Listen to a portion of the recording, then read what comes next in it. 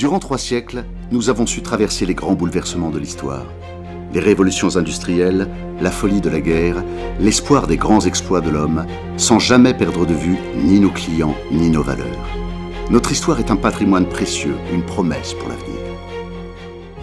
Cette promesse débuta avec les rêves et la créativité d'un jeune Marseillais de 22 ans, Clément-Louis Lyotard, n'imaginant peut-être pas en 1857 qu'il serait à l'origine d'un fleuron de l'énergie française. L'entreprise Lyotard est en phase avec les besoins de son siècle. Confort, lumière, chauffage, l'entreprise invente sans cesse à l'image d'une première mondiale, la cocotte minute, indémodable. La crise de 1929 précipite l'économie mondiale dans le chaos et n'épargnera pas Lyotard. C'est un virage économique difficile à prendre pour le directeur général de l'époque, Jean Inglesi. Avec la confiance de ses équipes, il recentre l'activité et prend le pari du gaz butane, récemment découvert aux États-Unis. Un pari risqué mais audacieux. Ce virage nécessite une marque forte, synonyme du premier butane français. Primagaz est né. La grande relation de proximité se crée avec les populations rurales oubliées des réseaux de gaz grâce à la bouteille Primagaz. Seulement 10 années plus tard, l'Europe entre en guerre en 1939 et les ressources de Primagaz sont mobilisées pour la France. À la fin de la guerre, le bilan est lourd. La raffinerie de Port-Jérôme est détruite et l'usine de Saint-Pierre-des-Corps est bombardée.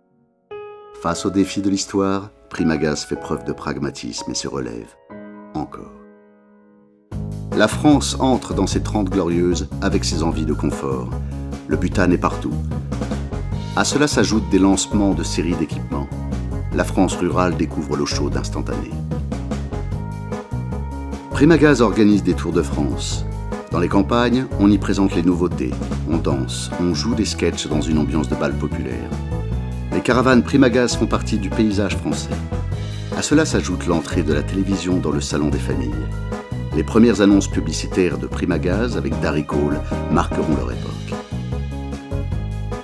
Les années 70 seront marquées par 2 chocs pétroliers successifs. Primagaz est à nouveau exposé à une crise énergétique. Le gaz vient à manquer et les prix s'envolent. Cette crise sera un nouveau détonateur de l'innovation. Pour stabiliser ses revenus, l'entreprise se lance dans des applications nouvelles, élevage, séchage de produits agricoles, les fluides frigorigènes et bien sûr, le GPL carburant. L'entreprise est sauvée et le début des années 80 voit la naissance d'un groupe mondial avec l'entrée de SHV dans le capital de Primagaz. 10 années plus tard, la marque est présente dans 13 pays. En quête de notoriété, elle prend son envol grâce au sponsoring. Les montgolfières battent 3 records du monde. Primagaz griffera les bolides des 24 heures du Mans et de nombreux champions français. Le trimaran Primagaz de Laurent Bourgnon remportera 2 fois la route du Rhum. La marque est désormais connue de tous. En parallèle, les usages du GPL se développent avec le GPL Marine, un carburant non polluant pour bateaux, puis la création de la petite bonbonne Twinny lancée en 1997. En 2003, le groupe obtiendra le premier statut d'opérateur public lui permettant l'installation de canalisations de gaz dans les communes. Une première. L'entrée dans le 3e millénaire est marquée par une série de révolutions. La globalisation accentuée, l'émergence d'Internet et les enjeux environnementaux imposent de nouveaux modèles pour une performance durable.